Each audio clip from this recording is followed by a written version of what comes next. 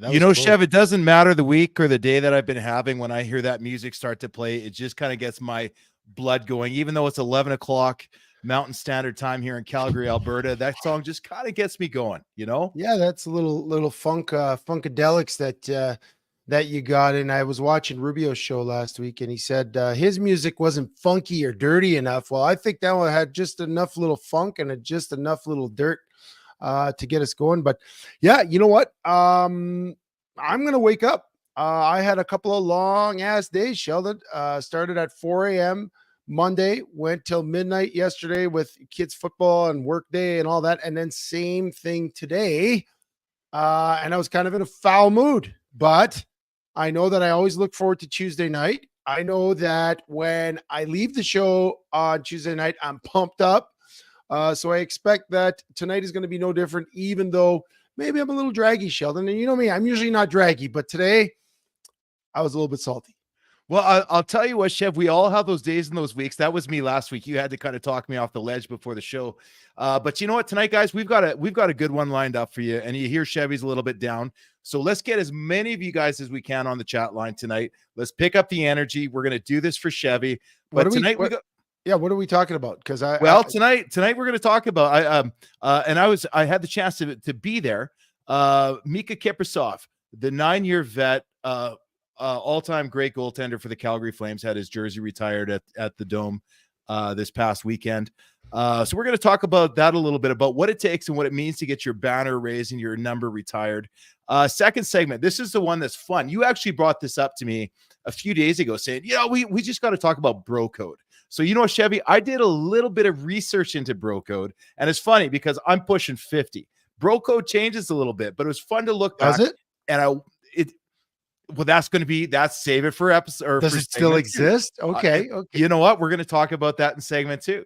And then, in segment 3, I'm just going to surrender it to you. I know you've been following the tabloids, and there's a lot of crazy things going out there in the world of sports and relationships and gossip. Well, you know, Sheldon, we go heavy, we go light. It's like a fishing line, right? If you go tight all the time, the line's going to snap. If you go too loose, you're not going to catch anything.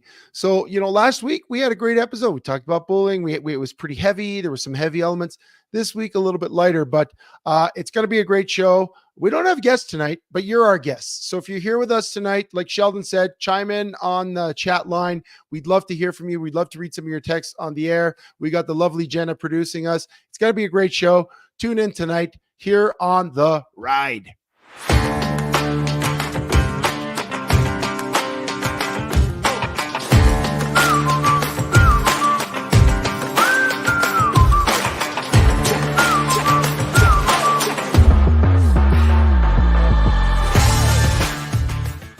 Okay, I'm pumped up now. There you go, right? I'm pumped up. I heard that's the music that fires me. The funky, nasty, that's okay.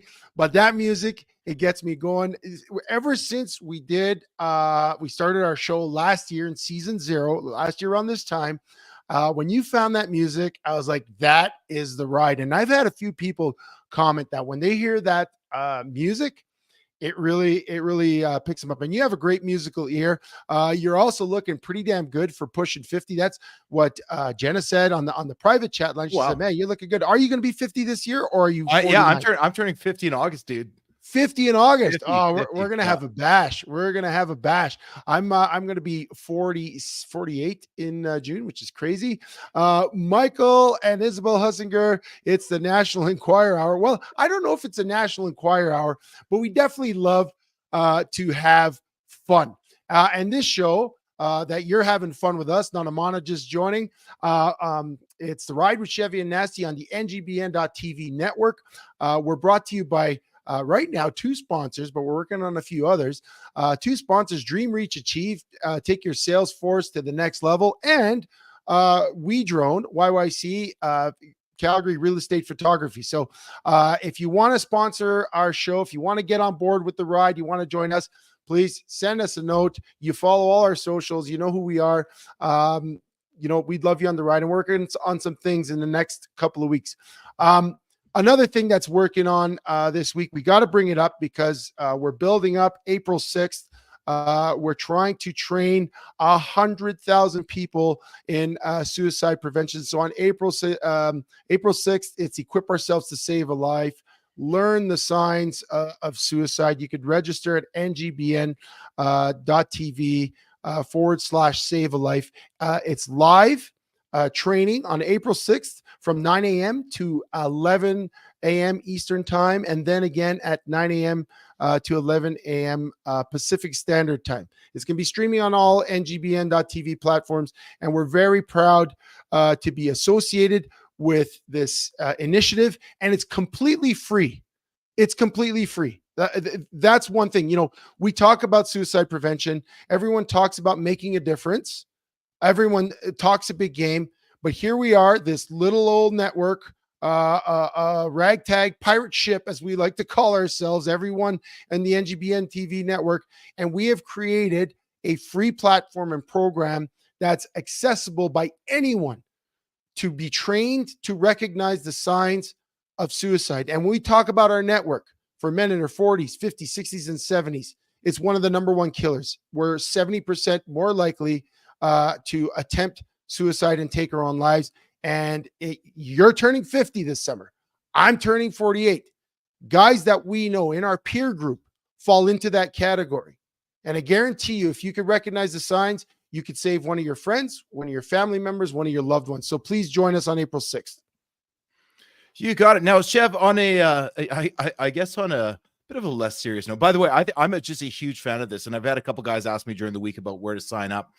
So I'm glad you brought that up again. This is literally a CPR class, except for men's mental health and for our groups and our networks, our dads, our brothers, our cousins, our uncles.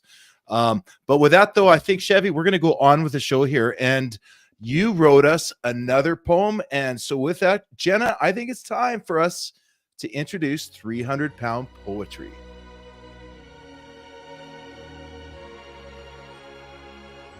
Ready or not, it's time for the show where the 300-pound poets rain sleet or snow. In a moment that was foretold from a long time before, his jersey is now up in the rafters, though he lost the cup back in 04. Yeah, but it was in, Chevy. It was in. I don't know. It was in. Miikka Kiprusoff is immortalized forever as a flame. Since he's been retired, our goaltending's been a shame. It has. Jason Kelsey, now retired, too much media glare. Was he the best to ever play the center position, or just a product of the modern day fanfare? So much going on, we don't know where to start. We know if we're talking about Winnipeg, we're speaking to Jamin's heart. It's late Tuesday night, and we are glad that you're joining us here. We may be called Chevy and Nasty, but Nasty likes to call me Dear. I sprung that one on you. Yeah, I call you Dear. I've called you a lot of things. Not yeah, Dear, maybe that's fair. I don't know, Chev. I don't know if Jamin's here tonight, but no, I'm not seeing him. I'm not seeing him. Well, Jamin, if you're here joining us late because you got something else going on, which I don't know what could be better than listening to our show, we just give you a shout out on the poem. You make the poem and you don't even show up for your moment of glory. See, that's why we don't do nice things for people anymore, right? Yeah, like the one time that we do it. And I'll tell you, there's a story behind that. So Jamin's obviously, for those of you that have been following us for a while, he's one of our most active guests on the chat line, one of our most loyal fans, but he's also become really good friends over the years. And this past weekend, he gave me a call and he says, you know what? The Penguins are in town. They're retiring Kiprusoff's jersey. Why don't you come on down? We'll catch the celebration, go see a Flames game. I'm like, yeah, you know what? I haven't been to a Flames game yet this year. So that was my first game of the year. So we did it. Now, it's interesting. Like, you remember when you played, right? Yeah. One of the things that I used to hate about the ceremonies was they would have them right before puck drop or right before kickoff. Yeah. Right. And as a player, right, you're coming out of the tunnel. I don't know if this makes me a bad patriot to say it, but even the national anthem, I felt sometimes got in the way of the game. You know what I mean? You come out of the tunnel and you just wanted to play. Yeah. This time for an 8:00 game, the ceremony started at 6:20, and it was so smart. as we're driving down there, James said, we got to hurry if we're going to get there in time. Like, it's going to be busy. I'm like, well, how many people are going to be there? Stadium holds 18,000. What are you going to get? 5,000? No, it was well over half full. It was almost 2/3 full when we Really? got there to celebrate the great Miikka Kiprusoff. And yeah, you know what? It was just one of those really neat stories. I know when I first moved to Calgary, and that's kind of when I became a Flames fan, right? Well, To be that was honest. in '04, right? You came to Calgary the year that they had the cup 03, run, 03, 04. correct? Yeah, 03, 04. Yeah, for And sure. that was the year of the Red Mile. It was the year that they made that push to the cup, when they almost could have won it against Tampa. The year that, Flames fans have been trying to relive for the last 20 years now. You're not wrong about that, right? But you know how fleeting these Stanley Cups can be. It is the hardest trophy in the world to win. We got 15 wins that year. He needed 16. Yeah. And So, yeah, so you went to the game. Let's talk about the ceremony itself. Mika, he wasn't really known for his on-camera appearances when he played. He wasn't one of those guys. In fact, the only time I ever heard him talk was he never spoke, but it was old Mike Richards impressions on the early morning show, which again, if you ever want to go listen to something funny, if you're a Miikka Kiprusoff fan, just go type in Google or go to YouTube and click type in Mike Richards, Miikka Kiprusoff. You'll find some good impressions. But he wasn't that guy that was in front of the camera. He wasn't doing tons of charity work. He was kind of this silent killer, I guess, but he was great. There's no doubt that he was great. How was the ceremony to commemorate this man? Because then I have another question for you. Tell me a little bit about the absolutely. So the ceremony was awesome. Remember, Brendan Parker was one of the first sports guys we met when we got into radio years ago. So he was hosting the night, and then they brought in. They had a whole lineup, a lot of his teammates, but Jamie McLennan was emceeing the event, which is he's awesome. Great. Noodles. So noodles, and so like Kiprusoff, you're calling him quiet, but he's really. He's got a big personality. He just doesn't bring it forward. Right. So McLennan got up there and he was telling stories about how they're on a 2-game road trip, and one of the assistant coaches just brought one suit, right? One suit jacket. And Kiprusoff went in there and cut off one of the sleeves during pregame, right? And the game goes on. Suddenly you see coach, he's just pissed after the game. And Mika's like, yeah, I think McLennan did it, right? And McLennan can't figure out why the coach didn't talk to him for the rest of the road trip. But he was actually a practical joker. He had a lot of fun with the guys. The guys loved him because of his personality in the locker room, but mostly because he showed up every single night. I mean, the guy could play. He was an absolute warrior. Aside from the 03-04 run, there's a lot of years that he just brought so much to the team. And it was fun watching some of his highlight moments that I got to see in person back in the day. Yeah, and I think that's great. And I assume that anybody that's been a Calgary Flames fan over the last 20 years, because again, I feel like I've been here almost 20 years. I guess I got here in 05, which is almost 20 years next year, which is ridiculous to me. But, I knew the Flames story. And I grew up a hockey fan. I grew up maybe a spoiled hockey fan because I grew up in a city with a legendary team. You grow up in Montreal with the Montreal Canadiens. It's the equivalent of growing up in New York with the Yankees, growing up in Dallas with the Cowboys, maybe growing up in New England with the Patriots, modern day, if you actually really compare it to modern day. And so when you're spoiled with that type of aura around your team and the organization, when you come to a place, and again, like Calgary, where really 04 was it for TAG. And then after that, it's been downhill. It's been a steady downhill decline. It's hard for, like, I understand what he represents to a whole generation of Flames fans. I get it. He basically, him and Jerome McGinley carried the team for the better part of 10 years. But at the same time, I guess it might be rafter worthy for the local team because of the memories. Because again, if he was not there, the Flames would be a bottom feeder for most of those years. They would be an absolute bottom. They wouldn't even you wouldn't even be talking about a sniff at the playoffs in January. They would be done like dinner. And in fact, if you recall, many of those years, it took them so long to get started. It was always, Peter Marr used to come on the race and say, well, you can pretty much guarantee the playoff positioning by Thanksgiving. Canadian Thanksgiving is when you know who's in and who's out. And usually by that time, the Flames were out. And the only reason they would steal some wins or go on a run was because of Miikka Kiprusoff. So I understand what he meant. Okay. He meant the difference between a mediocre team and a terrible team. That's what. Oh my God. Okay, so let me step in on that for 1 sec, because you've actually really picked a nerve here on two. Touch a nerve? Well, yeah. No, you plucked it. You're sweating. I'm a little bit hot on this one. So first off, you brought in Peter Marr. Just leave his name out of your mouth, because Peter Marr was an absolute legend. But he absolutely would say that all the time. He said if a team is not in the top 8 by Canadian Thanksgiving, the odds are severely against them for making the playoffs. Nanamana tells me to take it easy. Nanamana, I'm on a roll. I was in a bad mood, but now I'm on a roll. Okay. But the second thing, now you're bringing up Montreal. Yeah, well, you know what? It's nice for you guys out in Calgary. But I'm from Montreal. I was a Canadiens fan. So what? An original 6 team. Most of your championships were when you had 6 teams. That's like winning a Grey Cup in an 8 or 9 team CFL league. Okay. How about this? No, hold on a sec. Hold on a sec. I'm going to bring a point up to you. Okay, well, let me first respond on this one, though. I don't think you can base it just off of an original 6 team. I mean, Calgary came in. We've been here since early 80s. And it took a miracle and a community to get behind just bringing an NHL team here with no guarantee that it was going to work, right? And over those years, there were some rough years and there's some good years. Don't forget the Lanny McDonald days of in the '89 Stanley Cup that was won, right? Which was the only other cup that was ever won here.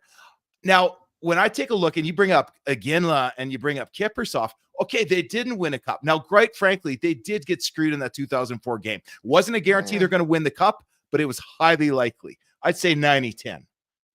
Yeah, right? but I get it. But you know what? They did not win. No one remembers the second place. No one remembers. Like, that's what Flames fans are saying. They're hanging on to it was in. It was in. You know what?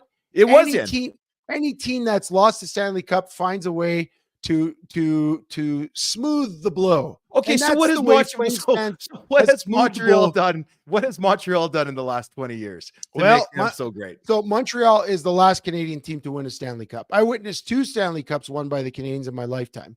But when you grow up in Montreal and the caliber of players and the guys that won in the 70s weren't far off from a 32 team league. They definitely weren't in the 30s, but you look at the Guy Lafleurs, Larry Robinson, Bob Gainey, Chris Chelios, Patrick Waugh, Claude Lemieux, like the names go on and on and on of guys that are going to the Hall of Fame, that to get to the rafters in the Montreal Canadiens, you've got to be the elite of the elite. And there was 6 teams. No, it was not 6 teams. They won cups and they won 24 Stanley Cups, the most of any organization. But you know what? I'll take it away from the Montreal Canadiens because I know this about you, and I'm going to put you on the spot here. You are not just a Flames fan. Somewhere deep down, you are a closet Oilers fan. Maybe not even in the closet. Not even in the. I grew up an Oilers fan. Absolutely. Right. Yeah. And so you grew up when Oilers won Stanley Cups. They're a city of champions for the reason you love them, because they were champs. Now you're telling me, if you got Grant Fuhr's jersey up in the rafters next to Miikka Kiprusoff's in Calgary, it means the same thing to the fan base. Tell me. You know, it's not even a fair comparison. Not every franchise was blessed with a dynasty. You're comparing 2 dynasties, right? I know. So what about if I'm in Vancouver? The Canucks, the Sedins, do they not mean anything to me? Here's what I think. So I'm not even talking Hall of Fame. That's an entirely different conversation. Right? What I'm talking about is the people that are paying thousands of dollars a year to get their season tickets, right? They show up rain, sleet, snow, shine. They show up whether their team's winning or their team's losing. Yes. And it's those people that are buying the tickets and bringing their kids and just wanting some hope and some entertainment that, you know what? If you got to sit there for 9 seasons watching Miikka Kiprusoff play. You better believe it was special.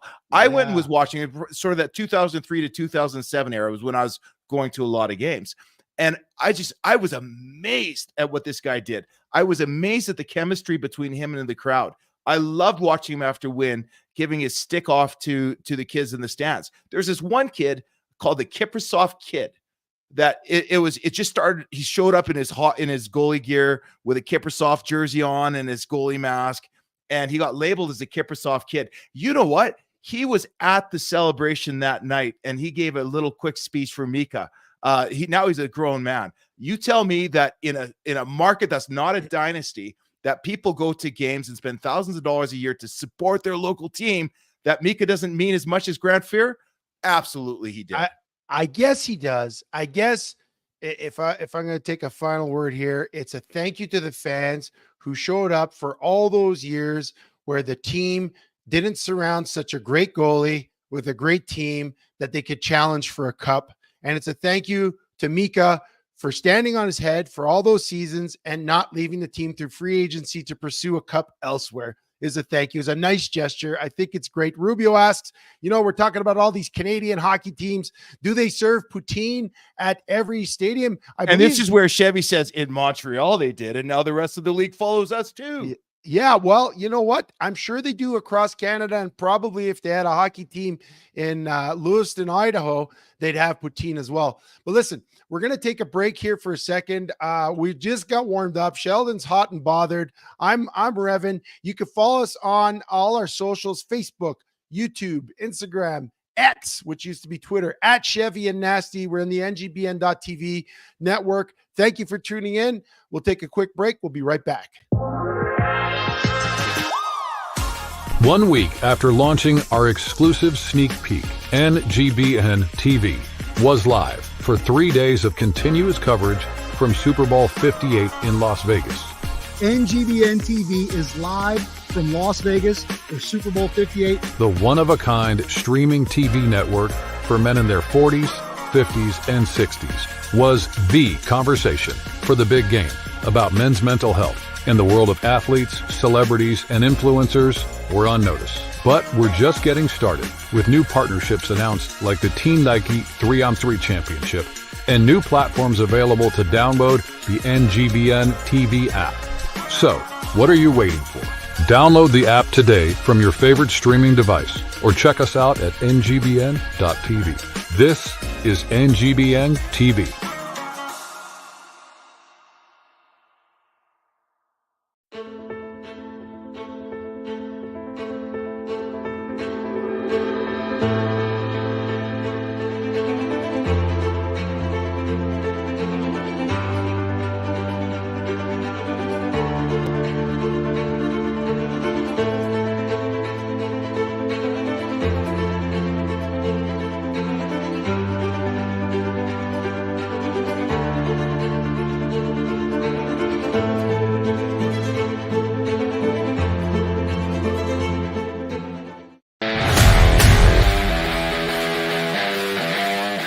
Hello, my name is Charles Schultz, host of The Edge of Greatness. I hope you choose to join me on a journey into discovering the greatness in your life through the exploration of 7 pillars: purpose, mindset, resilience, discipline, commitment, people, and courage. Hope you see you there.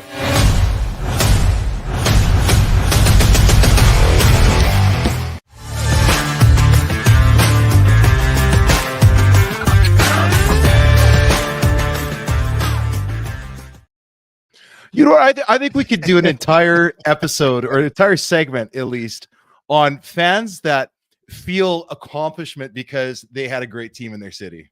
Well, we should. I mean, do you think, listen, if you're a Patriots fan, do you think for the rest of your life, you can walk around in any NFL town and say, you know what, your team's okay. You won the Super Bowl this year, but you know what? We're from Boston. I don't care. Maybe the Chiefs might make a run at this, but until anybody matches that many Super Bowls, they win the crown. Montreal's got the crown in the NHL. I know some people don't remember the Stanley Cups, but even in Canada, they're the last team to win a Stanley Cup in '93.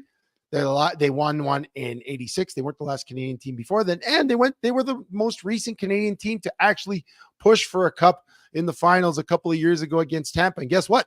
They lost to Tampa, but Canadians fans don't say it was in. But then they folded and moved to Colorado and became the Avalanche. And No, that's Quebec Nordiques. Come on, man. that's same thing, man. Come on. That's the But same Patrick Waugh thing. left with them. But you know, Yeah. when you look, I don't want to take away from what Kipper did, because he did provide a lot of excitement for Flames fans. But it's funny because I got away from hockey for a long time. And when I got back to Calgary, I tried to reignite my passion for hockey, pardon the pun, with the Flames. But every time the Canadians rolled to town, I just could do it. I'm kind of like the Riders fan living in Calgary.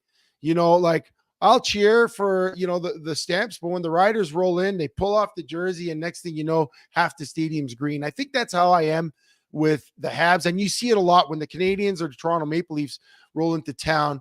All those expats, you know, they dust off their old jerseys and they go to town, because there is such a rich tradition in those towns. And it is hard to not compare. Like, you know, I look at Carey Price, for instance.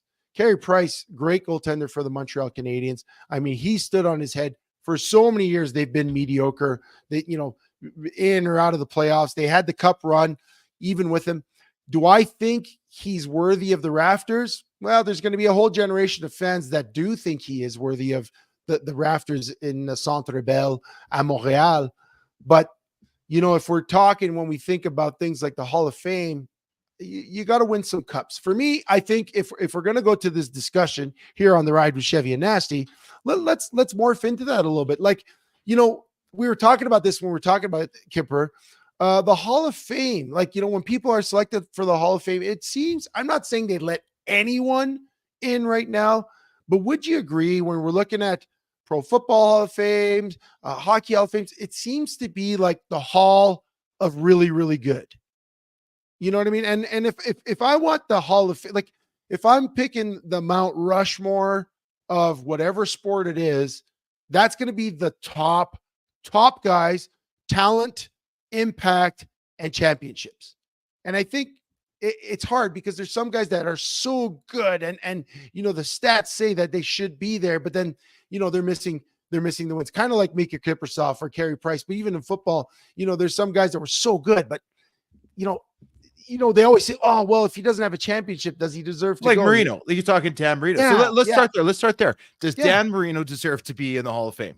Yeah, because he redefined the position at a time when people like, yeah, I agree. Like, you know, he's in the Hall of Fame, and you know, Michael and Isabel Hunsinger just say the Hall of Fame is for the GOATs, and I think that term is thrown out so fast, like so easily, right? Like some guy plays with someone and they win a Super Bowl. So me and Sheldon, we play football, we win the Super Bowl. Sheldon happens to kick the winning field goal in the Super Bowl. Next thing you know, I'm declaring him as the GOAT. And it's like everyone throws that term out, the GOAT. Oh, he's the GOAT. I see it all the time. Oh, this guy kicked the field goal. He's the GOAT. That guy caught a pass. He's the GOAT. I think that term is thrown out too. It's like when I think about the GOAT in a sport, it's the guy that people that don't follow the sport know is the GOAT. Yeah, people throw that term around, but I don't think those are in serious conversations. Like even what Michael and Isabel are referring to for the Hall of Fame, those are people that have instant recognition of they impacted the sport permanently. Yes. Interesting, and which I think Dan Marino did. Sure. Yeah, Absolutely. for sure he did. Now, are Dolphins fans walking around as proudly as Steelers fans are from that era, or from the Cowboys, or from the Patriots? No, they're not, right? There is something special about winning championships, but how many great players other than Montreal that played in the 6-team league? Yeah. You know, and by the math you just gave me, they won roughly one out of every 6 years, so good on them. But you know, it can't just be about championships, especially the more players you have on a field or the more players you have on the ice, right? But it is though, right? But should it be? Championships weigh the argument. Like, you know, there's a whole bunch of goaltenders that played after Patrick Waugh that had the same that he impacted the position, like you said. He created the butterfly. He became that goalie. But not only did he impact the position, he has the championships to prove it, to back it up. Guys like Marty Brodeur, if we're talking hockey. When you go to football, you're talking about Joe Montana. You're talking about Tom Brady. You're talking about Patrick Mahomes. But then there's some guys that, again, if there's repeated in-season and playoff success, a guy like Jim Kelly, right? Yeah, he didn't win those Super Bowls, but he went to 4 in a row. He lost 4 in a row, but I think some of that weighs in. But there's a difference between a guy in the Hall of Fame that's got Super Bowl rings or Stanley Cup rings and a guy in the Hall of Fame that doesn't. That's what I would think. Would you agree? Yeah, I whether it's right or wrong, right? Because the difference between that championship, we're talking about the quarterbacks here, but what about the Hall of Fame tight end or offensive tackle or outside linebacker, right? Yeah. Absolute studs that raised the game at that position. Mike Singletary. What if they never won? What was it? The 83 Super Bowl? What if they never won the Super Bowl? Is Mike Singletary a Hall of Fame middle linebacker? Of course he was. Yeah, I know what you're saying, but him going in with the rings means a little bit more. Like Ray Lewis. Ray Lewis redefined the position, won the Super Bowl. So there's an argument for people that didn't win, but when you win, I think it puts you in a higher class. It does. I mean, right or wrong, it definitely does. A guy like Michael Jordan, a guy like Kobe Bryant and LeBron James, they're in a different class. They're in a different class. Magic Johnson is in a different class than some of those guys that were great talents, got a lot of points, got a lot of assists, but did not win the championships. So Rubio asks us, would you rather be one of the top overall players at your position with no championships Great or question. an above average player with a couple of championships? That's a tough one. I mean, if I look at it, you play a team sport to win. You play a team sport to win, and I would rather have the championships. You're immortalized when you win a championship. Like, no one's going to know that I played football in 20 years. No one's going to know who I am. I was a long snapper. Rubio, feel for long snappers, but nobody knows who we are. But I've got 3 championships, and my name is on the oldest trophy in sport. And that immortalizes you, right? That immortalizes you. And I think, I was not the best defensive tackle. I think I was one of the best long snappers, but no one would remember me for that. But the fact that my name is on a championship, I think that means a little bit more in terms of a team sport. I would agree. At the time that you're playing, being recognized as a star is great, but to walk away and not have the championship, I think where I draw the line is being a backup, and having a couple of Grey Cup rings. I don't know. It probably feels good, but for myself personally, I want to feel like we got there, even if I was an above average player, like you said, not a star, even if I played 40% of the reps, but I knew my job and I did my job. Yeah, I am a part of that championship. Yes, right? absolutely. Versus the guy that doesn't see the field, right? If it's different how much you contribute. Yeah, well, I'm going to say there was a point, like my first Grey Cup was in 2003 with the Edmonton Eskimos at the time. I was a backup defensive lineman. I didn't play a ton, but I was a long snapper. But it took me 10 years to remember that I picked up a key fumble in the game on a punt.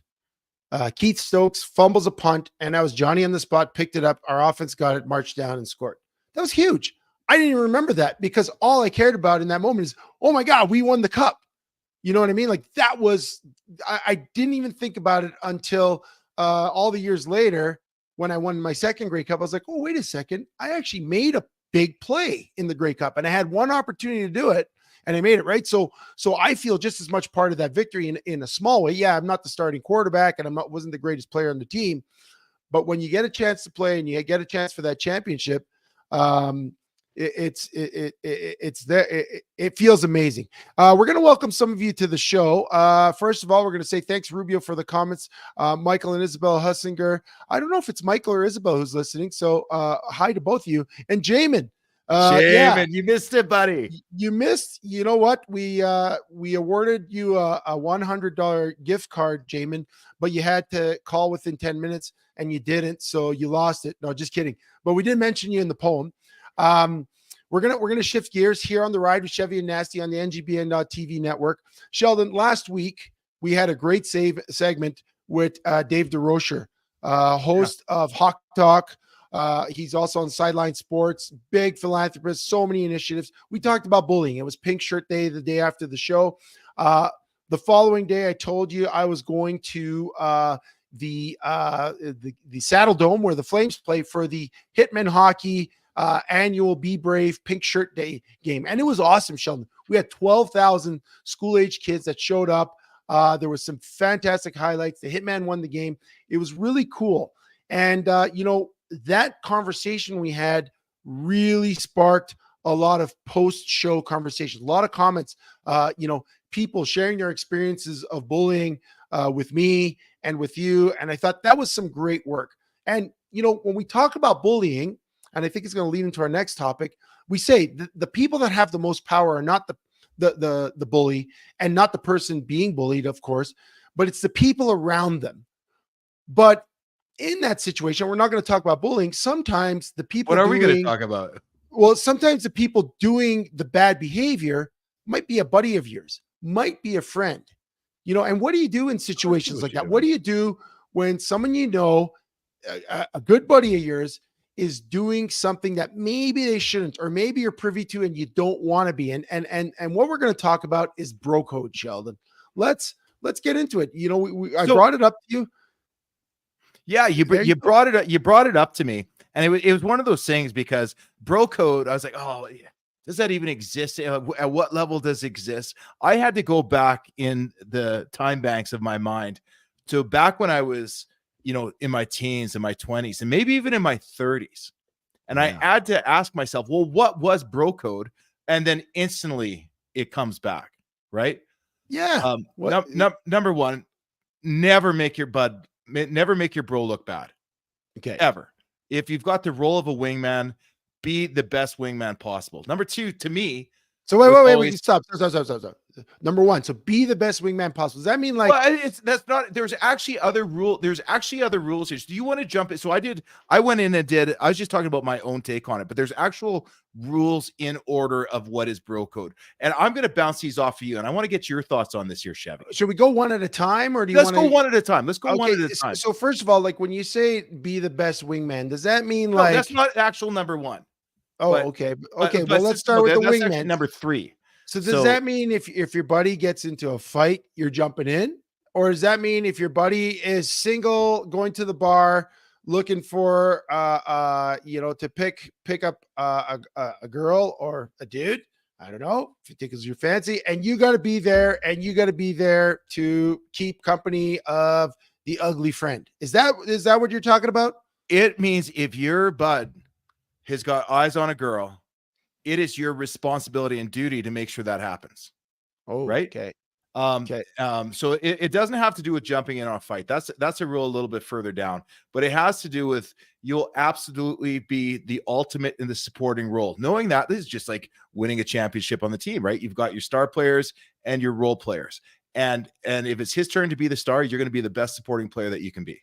And it's your job to make sure it happens. I can get down with that. Now, there's some bros that not only do they abandon their responsibility, but there's some bros, I think, that when they're in a situation like that, they feel like they need to get the attention. That's a bad bro. It's not a bro.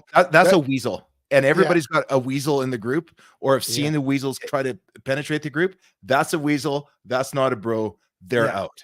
Okay. So you got to support your bro when as what are the kids call it? Wheeling? When they're wheeling? Sure. When the bros are wheeling, you got to be right behind them. Okay, what's another one? Bro code? The first one, this goes back kind of juvenile. Bros before hoes. The old saying, bros before hoes, right? Yeah, I think that, to me, that feels outdated at my age now. But when you think back to those days when your buddy did get a girlfriend, and maybe he didn't get a lot of girlfriends, so suddenly he's got one that really likes him, and all of a sudden he starts vanishing from the group. You've got to make sure, there's nothing wrong with having a girlfriend, but you've got to make sure that you value the friendships, because to be true bros, the friendship does have to be real, right? Yeah. That's everything that I saw. That was rule number one. What are your thoughts on that, though? You know what? That's a good one, because I think when it comes to that, you've also got to accept the fact that your bro, if they're serious about this relationship and it's a good person, you got to give them at least some slack on the line, right? Because they've got to nurture some things. Yep. You know, they've got to make sure that there's some give and take. You know, you're if you're going to be a good wingman for them at the bar, you got to be a good wingman for them in life. You know what I mean? You can't say, "Hey man, I'm pulling for you in the bar that night," and then next thing you know, you're giving him a hard time because he's just trying to find love, right? Because these rules aren't meant to be taken individually or independently. It's all part of the whole process. Like, and now rule number 2. This is, and everything I looked at, this was rule number 2. Never date your bro's ex or sister without prior written express consent from them. Oh yeah, that's a good one, and I think that's a no-fly zone. That's a no-fly zone, like, you know. But I've seen situations where it happens, but you definitely have to have an upfront and honest conversation with your bro, if that's allowed. But in a lot of times that doesn't work. It kind of ruins the friendship, and I see it with bros, and I see it especially on the other side with women. If a woman, and maybe some of the women listening in can chime in, if one of your friends dates one of your ex-boyfriends, that's like a no-fly zone. And I think it's a no-fly zone with dudes either, but I have seen exceptions. I think it takes an exceptional amount of friendship and trust, and really just, again, going back to being that ultimate wingman, saying, you know what, man, she wasn't good for me, but I think she's good for you. That's a special friendship. And I know Jenna chimed in before. She said, never let a woman come between you and your friendship. And if it does cause tension, if it's not good, that's when you got to be like, hey, listen, you know what?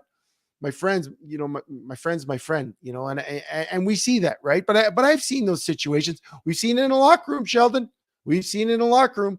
You know, some of these rules, I think back to the locker room. You know, you said the bros before hoes.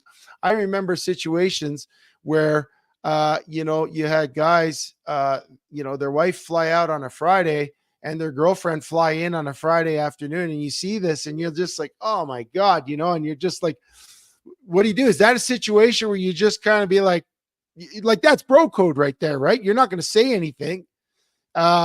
You're telling your girlfriend or your wife, hey, listen, you're like, this is none of our business. Like, how do you handle that in the bro code? Yeah, well, you know, and here's the thing too. I'm going to read off a couple more here just because I think it's funny and it brings me back. But then I'm going to answer that question, right? Okay. No gossiping. Another sign of a weasel. A guy that'll badmouth a bro in public to make himself look better is not a bro, right? Yeah, that's not a friend. Yeah. Split the bill equally. Always do your part, unless one of you can't. Right. And then you instantly you don't make a guy feel bad if he's out of work, things like that. You pick up the bill. You never leave a guy behind because of money. No, right? no. Or you take turns, right? That happens too. You take turns. You try and keep it even, but you definitely don't want to be the cheap guy in the group. You always try and at least pull out the credit card. You know, if your buddy's Elon Musk and got $1 billion and he's going to cover the bill all the time, I guess there's exceptions to the rules. But yeah, I like that. Never leave a bro behind, because you know what? At different phases of life, everyone has different opportunities, and sometimes you can, and sometimes you can't. But you don't want to leave a bro behind. I like that. Back to the girl situation. So let's say buddy has a girl. Mm-hmm. And he's not around, is out of town. You're out with a group.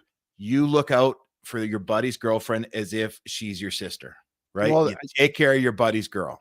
That's an automatic. That is an automatic. Even if your buddy's has to go to another country and his girl doesn't live in the same area code, you still check in. Even if you don't like her, even if you don't absolutely love the girl, right? Yeah. If your buddy says, hey, listen, I need you to check in on her, make sure she's good.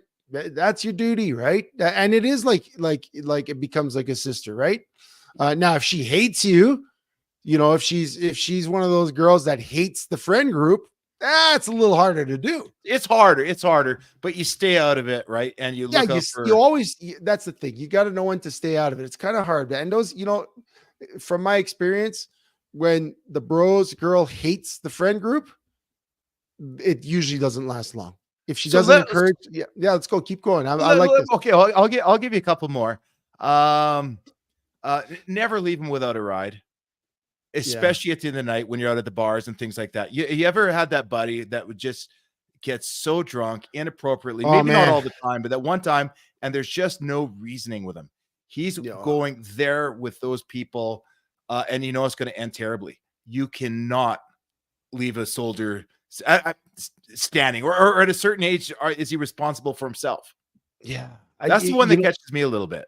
Well, see, there's two types of bros. Now, I don't know who's who here. Well, there's a few types of bros, but in terms of what you say, and Rubio agrees with me, if she hates the friend group, she won't be around for the long haul. It's Yeah. true. Yeah. Eventually, it goes. But there's two types of friends. There's Batman, right? Batman is the buddy at the bar that disappears and you don't know where he is. If he's Batman, if you got Batman in your group, you're never going to catch him because he's gone before you know he's gone. So if you got Batman, he's gone. The one that's hard to deal with is the guy that wants to walk home in -30 weather because he thinks that's good for him. Those are the guys that, and I got a couple of bros like that. And it's like, I've had to walk home from the Saddle Dome from a Def Leppard concert with my buddy Chris, and I love him. But man, after that concert, you know how much junk food I had to accumulate on the walk home just to sustain the pace. But you know what?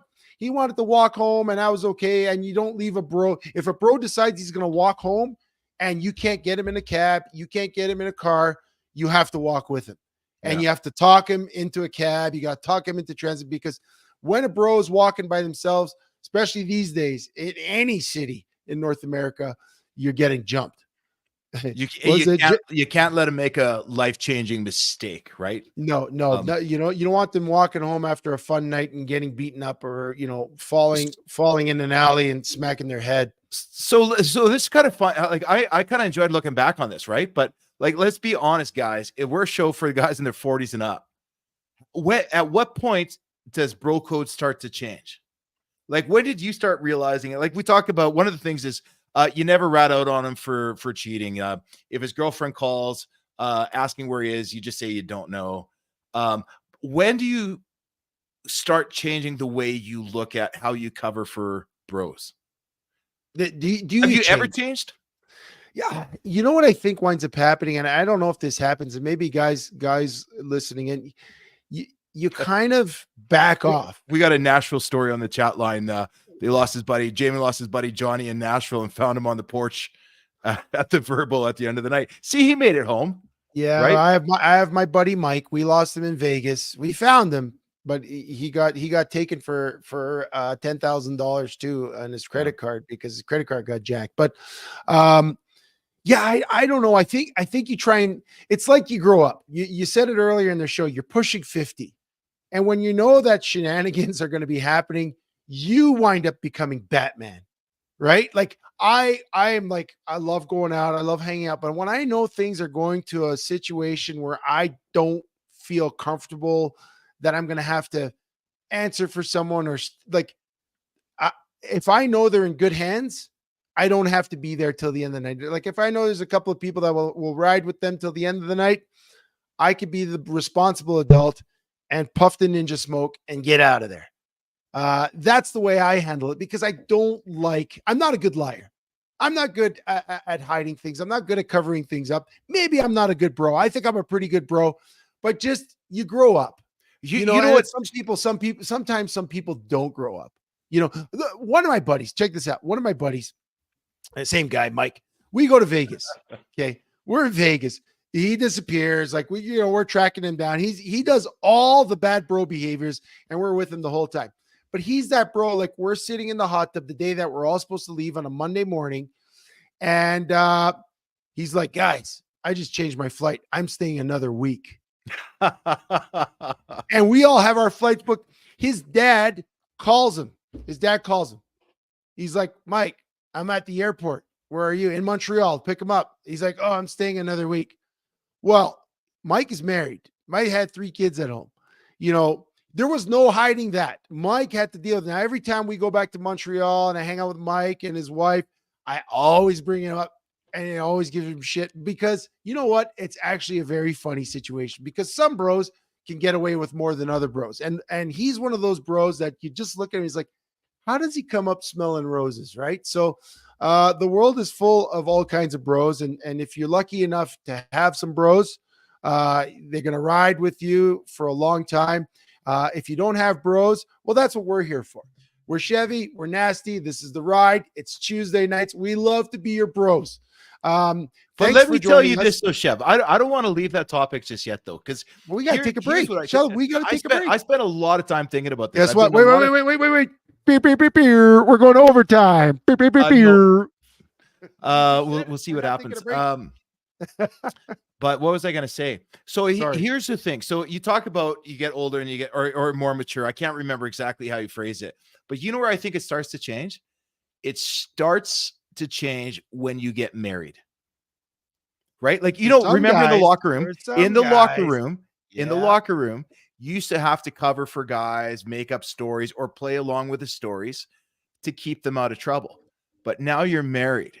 Oh, yeah. And you've got a connection for life. And you know what also happens is sometimes your friends' wives are friends with your wives. Exactly. I think that's where the whole thing starts to change. And that's when you stop being a bro and you start becoming a man. And you got to start thinking for yourself. Like, you know, some of the things that you do to cover for a buddy or to look out for a buddy involving getting yourself like in physical danger, into fights, into walking the streets. It changes when you have a wife, and it changes even more when you have kids.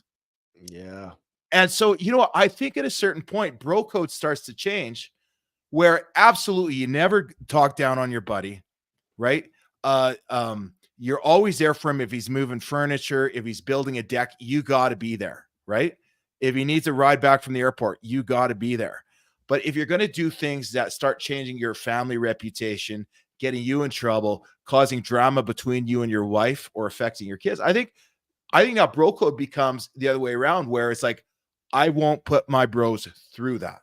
Yes. You got to grow up.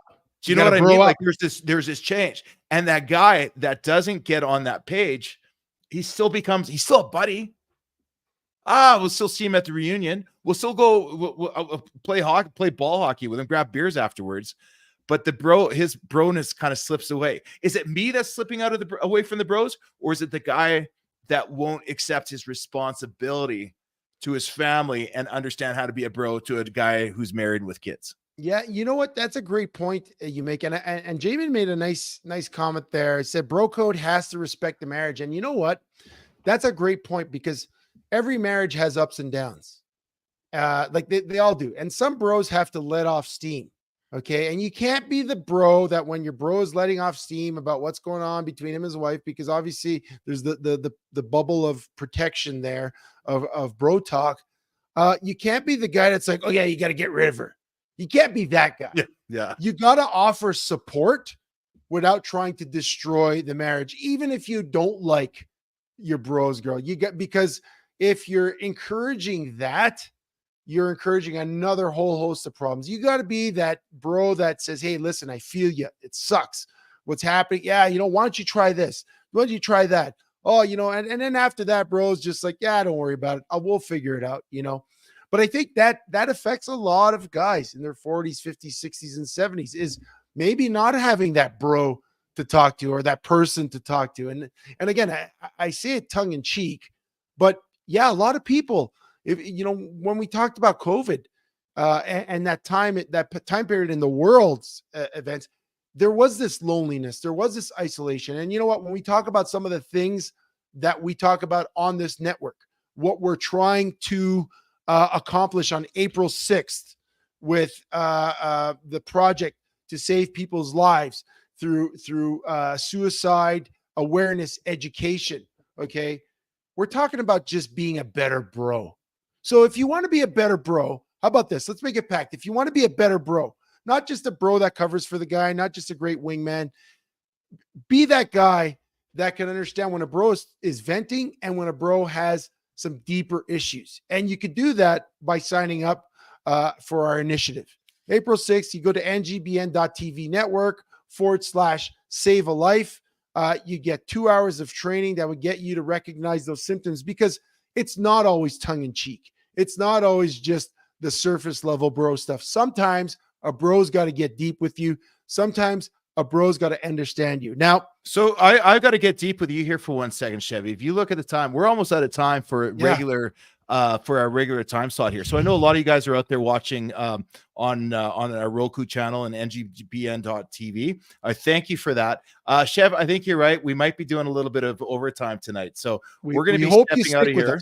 Yeah, we hope everyone here sticks with us. If you want to keep watching and you want to join in the conversation, you can find us on YouTube. You can find us on Facebook Live, I believe, although it looks like most of the chatters coming from our YouTube at Chevy and Nasty. We're going to keep this show going for a little while. We want to hear more of your thoughts, get you guys involved in this conversation. Chevy, any last words before we go dark on the network for the night? Last words. Thank you to We Drone and Dream Reach Achieve for sponsoring us. We'll take a little break. We'll be back with some overtime.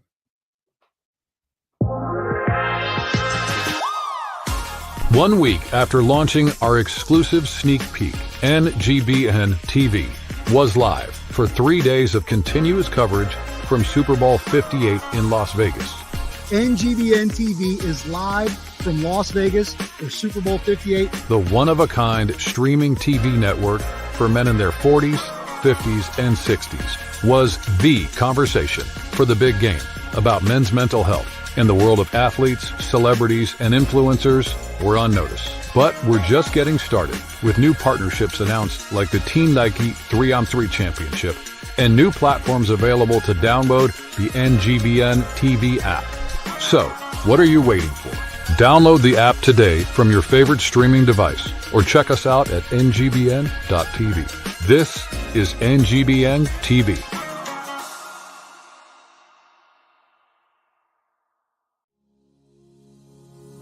Are you a business owner or sales professional and want to build and maintain a peak performing premium pricing sales team?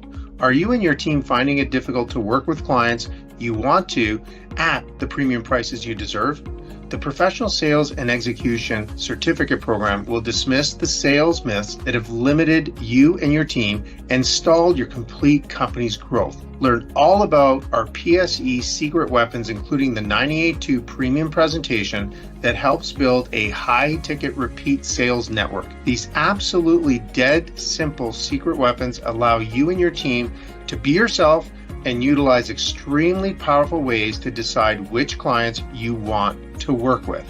If you're ready for a high energy and high power training session that will completely transform you and your team into the envy of your industry, simply click here and register and book now. Get started on your premium pricing high ticket sales execution journey now.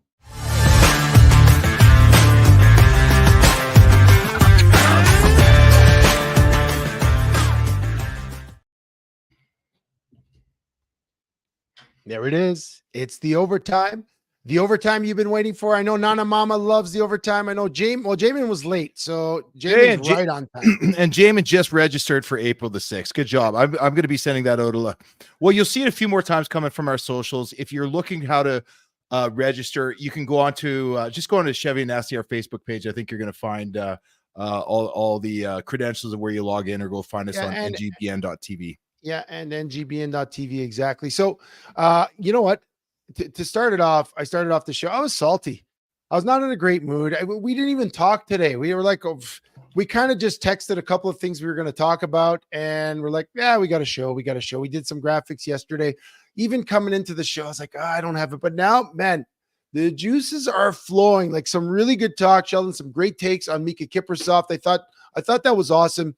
Just to talk about how you really like appreciate him, and kind of the debate we had about whether, he is a guy to be on the rafters. And I think it's established he should be on the rafters. Hall of Fame, the jury's out. But I love the talk on the bro code. We talked about bro code, and what was cool about that is we defined it, but we also defined as like when you got to break away from bro code. And Rubio had a great take there, or like acknowledging one of your takes that, yeah, at some point, bro code loses luster and has to become man code. At some point, You got to grow up. 100%. You got to put your family first.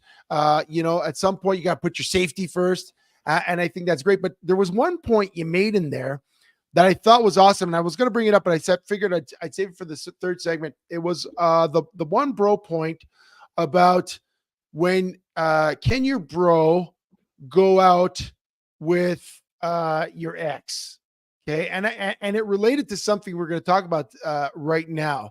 And everyone says it's a no starter, but how about this situation, guys? How about this situation? How about if you're Miley Cyrus? Okay. How about if you're Miley Cyrus, like one of the top vocalists in the world, top performers in the world? Okay. You're on top of the world. Your younger sister went out with a gentleman. Okay. For a period of time, they probably had relations. I'm assuming some intimate relations. And your younger sister and that person no longer are compatible. I don't know the terms of the breakup. And then that gentleman winds up marrying said superstar and younger sister's mom. Now, if that was bro code, that's totally off the table, but that's exactly what happened here. Miley Cyrus, who's actually unaware of this drama, was unaware that her sister, Noah Cyrus, was going out with their mother, Tish Cyrus's new husband. What do you make of that? How do you even, how can you even just, Are you asking me? Yeah, I want to know your take. Okay. So first off, that's messed up on so many levels. I mean, that's taking Scottie Pippen's wife Larsa and Michael Jordan's son to a whole other level. This is within the bloodline. We got to have a little talking trash. It's always a little talking trash. You love it. What is it that you call this? Celebrity tea? What was that phrase? Celebrity tea. I think that's the word for it. I know Jenna mentioned it once. I know a couple of people mentioned it. Chef, before we started this, Nanamana comes in with the hard, fast, swift comment. Can she cook? I don't know. Yeah, I don't know. No, that's so messed up. Stealing a significant other from your child. Well, I don't know if she stole him. I think she just, remember that comment. Did she get permission? Like, is everybody like cool with this? Is it? This sounds like something you're gonna find on Pornhub. Where it's just like family affairs, and I don't know. This is just wrong on so many levels. Yeah. It doesn't matter if you have chemistry or feelings. At some point, you just have to say no. Like, did the mom know that? Well, what's her name? Noah Cyrus? Knew. Noah Cyrus?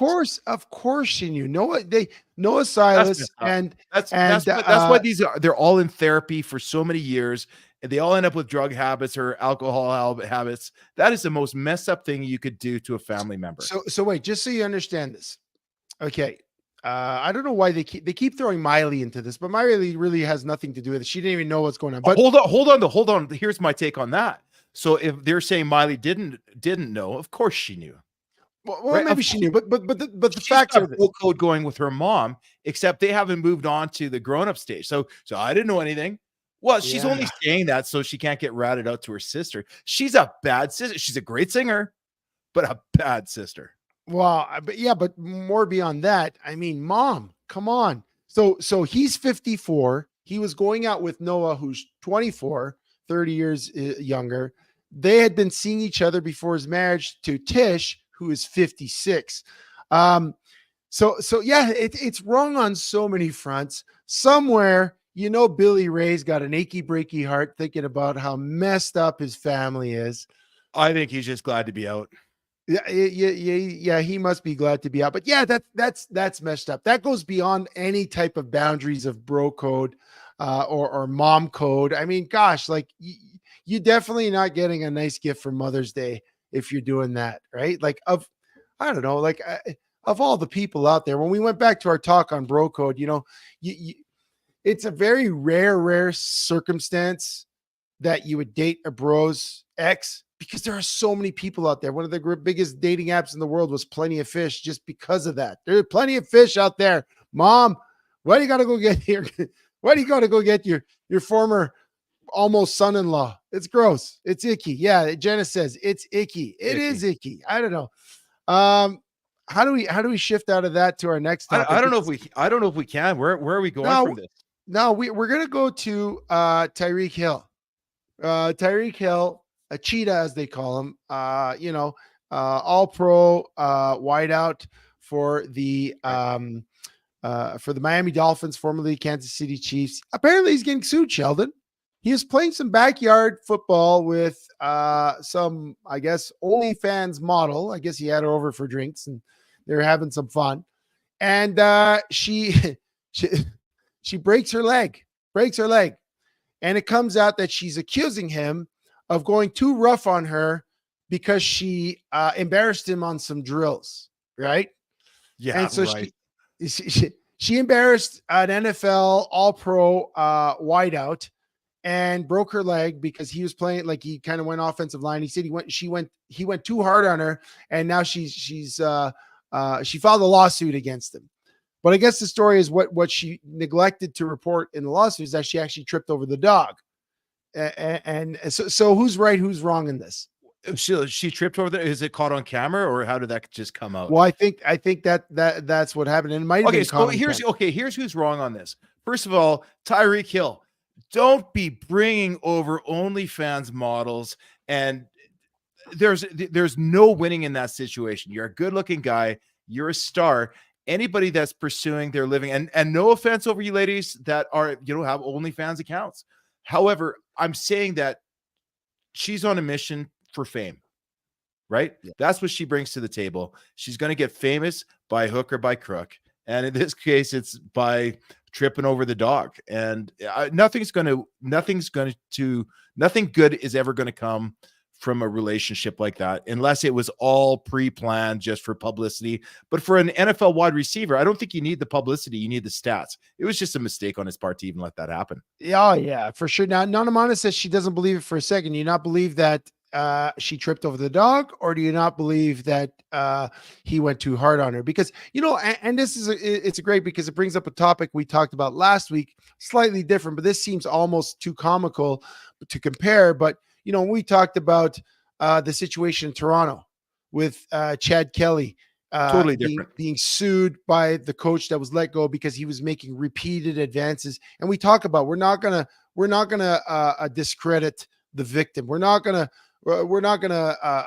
say, well, what happened. But in this case, we kind of are, because it almost seems so ridiculous that she would accuse, like her basis is, I played so well against him, he was embarrassed, so then he went hard on me and he broke my leg. It seems ridiculous. It absolutely seems ridiculous. What do you think? I think it's ridiculous that you made me read that article, but since I did, that is my take on it. It's a bad idea. If you're going to go chasing fame, you're going to have to deal with what comes with it. And in this case, I mean, it's a bad look for him. It might end up costing him some money. It'll certainly cost him some legal expenses. And that whole story just doesn't add up. When you were talking about Chad Johnson and the strength and conditioning coach for the Toronto Argonauts, Chad Kelly. See, I love when you do that. You're so funny without even trying to. Chad Johnson's Ocho Cinco. No, I know Chad Johnson. But he spent some time in the CFL, didn't he? I was close. Yeah, he did. Who was our guest last week? Dave DeRocher.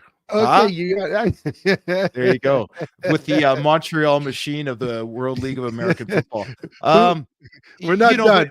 But that's a different story, right? I can told that her story was completely convincing, and it seemed to be over a long period of time. This one's just ridiculous. I don't. I mean, there's obviously a built-up amount of credibility with the coach of the Toronto Argonauts, and the situation has a lot more credible evidence. It's still going to get investigated. There's still an investigation. I think since we talked about it last week, I believe that the CFL hired an independent Actually, it's quite interesting because Chad Kelly remained silent on the whole ordeal until the day after the CFL said they are launching an independent inquiry into what happened to get to the bottom of it. And, this could have some dire consequences for Chad because it was 5 days after, and it was 5 days afterwards. Yeah.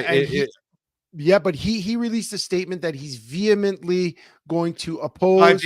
5 days afterwards, after the CFL announced an investigation. It's not a good Yeah, look on him. but you know what happened is, there's history there. The CFL has nullified contracts of former players that were proven to have gone against their domestic violence and harassment policy. They nullified the contract of that coach that came up to coach for Hamilton, the former coach Art Biles from Yeah. Baylor.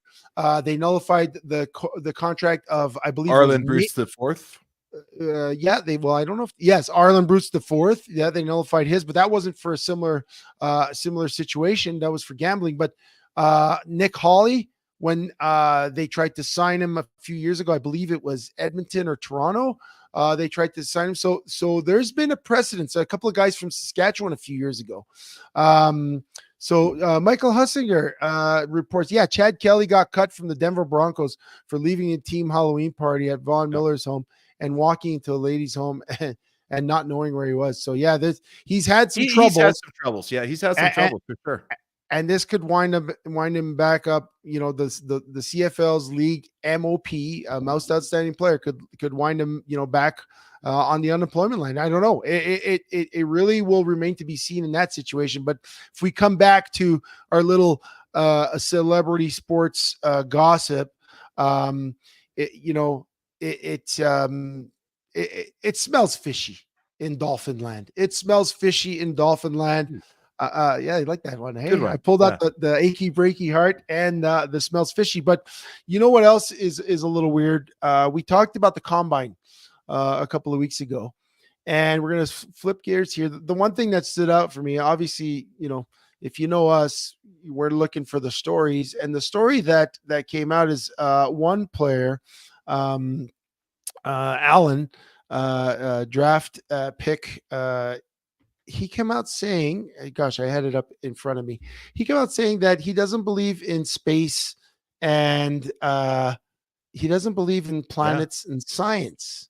He's kind of, his name is Texas Tech Tyler Owens. Tyler Owens. Yeah. Does not believe in space. Does not believe in space or planets or other planets, I guess. And I think there's a little subsection of humanity now that kind of thinks that science is full of it. And this is part of that argument. When you talk about these flat earthers, in fact, he says he's not a flat earther, but he believes that some of their theories are valid. Now, I don't know. Texas Tech. Yeah. Okay, go ahead. So I did look into this a little bit, of course, right? I'm the king of Wikipedia and Google. Yeah. And first off, I got to say I was disappointed, right? So I Googled, well, what are the core tenets of flat earthers? And it's funny how remember like 10 years ago, if you Googled something, you could find articles and sources from 20, 30 years before, since the invention of the internet. Now, all they did is came up with a bunch of articles disproving flat earthers, which, okay, I'm not a flat earther. I don't believe in flat earth. I want to know what they believe. And it was really hard to find anything. But a lot of people that go down the flat earth route, some of them do it from a religious standpoint. It doesn't coincide with what they were taught. And again, even within religion, right, there's different branches and different things. Some people believe that the world's 6,000 years old and that none of this round earth and space can happen. Very few. And they don't believe in dinosaurs. They don't believe in dinosaurs. Small segment, right? Yeah. Some people I find, it looks like we're just wanting to be different. They want the attention. And some people feel they get accepted into this group with these radical theories and they get some kind of acceptance out of it. He came out and said it was due to his religious beliefs. And it just kind of made sense to him that nothing about the round earth really could make sense to him because he couldn't see the curvature of the earth. It wasn't readily apparent to him that the earth was a ball circling the sun, right? So how do you combat that, or should you even have to combat that? Yeah, I don't know if you have to combat that. I mean, is that a dangerous opinion, or are you willing to say just fine? More importantly, if I'm an NFL GM and we're at the combines and I'm thinking about drafting this kid, do I say, okay, it's fine to have those kind of beliefs, or do I kind of question, is there something wrong with what makes this guy tick? Or does it matter if he can cover anyone on the field? You know, that's typically the latter of what you said is typically how professional sports teams operate. What you do on the field matters more than what you think or say, and that's kind of how it should be. But at the same time, when someone comes out with such a radical statement that goes against conventional wisdom, conventional science, you got to question. Someone's going to question his ability to process thought. AC Cobb says, "Is this Yeah. OT?" Of course, it is AC. It's OT. You just tuned in for OT, and yeah, the kids' draft stock take a hit. Yeah, I guess It almost has to, because the other thing we talked about being like a solid man to play in the NFL. If somebody's going to take a chance on you, but if they're going to draft you in the first 2 rounds, give you a bunch of guaranteed money, you better be a solid person, right? Because they're going to be investing a lot into. To me, I just think that's kind of a bad look. And it seems like there's a handful of celebrities that decide to go that route of making that public. And I have a hard time believing that they actually believe it. Like, is this just a status thing, an attention thing, a way to stand out in your social media? Or do people actually believe this? You know what I would love, Chev? And I know we're not going to get Tyler Owens on the show, but I would love to, in the next few weeks, actually find somebody that's a strong believer in this, that has done their own research and experimentation and have concluded that the earth is flat. And I would actually like to have that conversation to understand that. If we do that, you cronies listening, Rubio and AC and Jamin, Nanamana, you can't mock them, right? Because then they're not going to be their true, authentic self. I would love to hear the take too, but I just, if we focus it back to Owens, and the NFL is not giving out, $1,000 contracts. They're giving out $1 million contracts, and when the people giving out those $1 million contracts have a general sense of the world that kind of aligns with everyone else, where the earth is round, and there's a moon and a sun and there's stars, and those stars would have other planets around them, and there's a possibility of life on other planets. We've actually sent spaceships to Mars, which is another planet. We have pictures from that. When people try to disprove and are convinced that those things have not happened, how can you give that person that $1 million contract? I'd have a hard time. I'd be like, yeah, you know what? Your numbers are impressive, but I'm going to find someone that has just a little bit more conventional thought, because maybe one day on a Sunday, when the flat earthers observe their annual flatstice or whatever they celebrate, he might decide that that's more important to him than NFL Sunday, because Sundays happen every 7 days, and there's 52 Sundays in a year, because that's how long it takes for the earth to revolve around the sun, right? And if we don't have that rotation or that revolution around the sun, then we don't have 52 weeks, and we don't have 16 weeks of those being NFL Sundays, and therefore the NFL season wouldn't exist if the earth were flat and planets and stars didn't exist. Now let me ask you this one question, and then I think we will start wrapping it up shortly after this. But I want to get your take on this. One of the other things about the flat earthers was that they don't believe they believe that the moon landing was a hoax. It never happened. Yeah. Man was never able to get up there. Have you ever seen anything, whether a documentary or any of those shows, where they've tried to disprove the moon landing? Well, no, I haven't seen any of those, but I just had this thought, because the word flat earth means they believe the earth is flat. What if like a bunch of flat earthers got in an RV and loaded it up with as much gas as they could and just drove in a straight line for as long as they could? The theory in their mind would be at some point they'd come to the end of the earth. Why has not one flat earther done that? Gone to the tip of the earth? Because they don't have to, because they know they're right. It's one of those like self-fulfilling prophecies. I'll never have to do that. In fact, I think the main theory is that that the end of the earth are ice walls, and that's what the Arctics are. I actually went as far as looking at the commonly accepted flat earth map, and it's one big disc surrounded by an ice wall. If you could make it over the ice wall, either A, you drop off into space, or it's an infinite plane that goes on forever. But either way, humans aren't meant to go outside of that sphere. Yeah, Um, we're just stuck in our cage. It sounds yeah. like a cage theory. We'll call it the But cage theory. You know, I would go on that ride with you, Sheldon, to discover the end of the earth if we were flat earthers. But unfortunately, neither of us are flat earthers, nor do we own an RV. But I although I think have spent time questioning with the lunar landing, there are some shows that make you think about that one. yeah, but no, I think it really happened, and I think they're going to go back. But with that, you know what, Sheldon, we've kind of exhausted all options in the overtime. We said we weren't going to go as long today. We've got some great commentary from you. We love that you keep it coming all night. We love that you keep us company.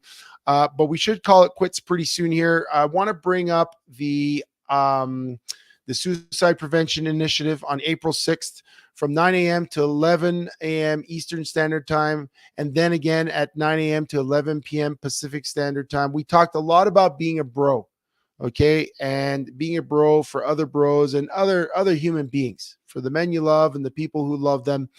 Take this certification with us. Tune in. You register on ngbn.tv/save a life. You could be saving the life of someone you love and you care about. We're the ride, Chevy and Nasty. You can find us on ngbn.tv. Go to the store. You can get some merch. Use the code RIDE10. You go to our socials, Facebook, Instagram, X, YouTube, all those places at Chevy and Nasty. You can catch the show again. Jamin's going to have to go back to YouTube to hear where he came up in the poem. I spent a lot of 5 minutes writing that line for you, Jamin. I'm shocked you're not there. Thank you for all of you to tuning in. Rubio, Nanamana, Jamin, and anyone else, Michael and Isabel Hunsinger tuning in all the way from New Zealand. Everyone that's going to catch us on the download. We love that you're here. We invite you to join us live. Come in on the text. We have such a fun time responding to your texts. I'm Chevy. He's Nasty. Last word, Sheldon. That's it, guys. We're out, and we will see you all next Tuesday, same time, same station. Thanks for watching.